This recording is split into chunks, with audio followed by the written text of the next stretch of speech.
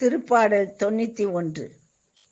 நம்மை பாதுகாக்கும் இறைவன் உன்னதரின் பாதுகாப்பில் வாழ்பவர், எல்லாம் வல்லவரின் நிழலில் தங்கியிருப்பவர்.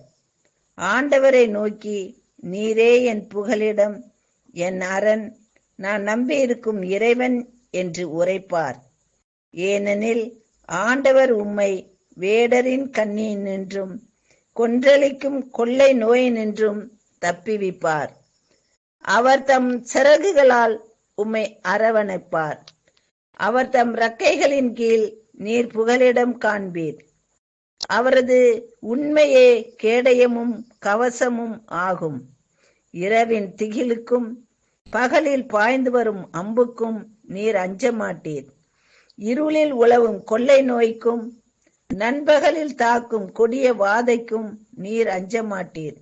உம் பக்கம் 1000 பேர் வீழ்ந்தாலும், உம் வலப்புறம் 10,000 பேர் தாக்கினாலும் எதுவும் உம்மை அணுகாது. பொல்லாருக்கு கிடைக்கும் தண்டனையை நீரே பார்ப்பீர், உம் கண்ணாலேயே நீர் காண்பீர். ஆண்டவரை உம் புகலிடமாய்க் கொண்டீர், உன்னதரை உம் உறைவிடமாக்கிக் கொண்டீர்.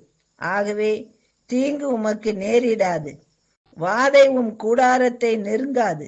நீர் செல்லும் இடமெல்லாம் உம்மை காக்கும்படி தம் தூதர்களுக்கு அவர் கட்டளையிடுவார். உம் கால் கல்லின் மேல் மோதாதபடி அவர்கள் தங்கள் கைகளில் உம்மை தாங்கிக் கொள்வர். சிங்கத்தின் மீதும் பாம்பின் மீதும் நீ நடந்து செல்வீர். இளஞ்சிங்கத்தின் மீதும் விரியம் பாம்பின் மீதும் மிதித்து செல்வீர். அவர்கள் என் மீது அன்பு கூர்ந்ததால் அவர்களை விடுவிப்பேன்.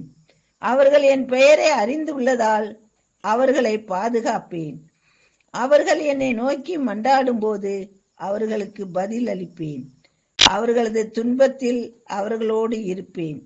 அவர்களை தப்பிவித்து அவர்களை பெருமைப்படுத்துவேன். நீடிய ஆயுளால் அவர்களுக்கு நிறைவளிப்பேன். என் மீட்பை அவர்களுக்கு வெளிப்படுத்துவேன். ஆமென்.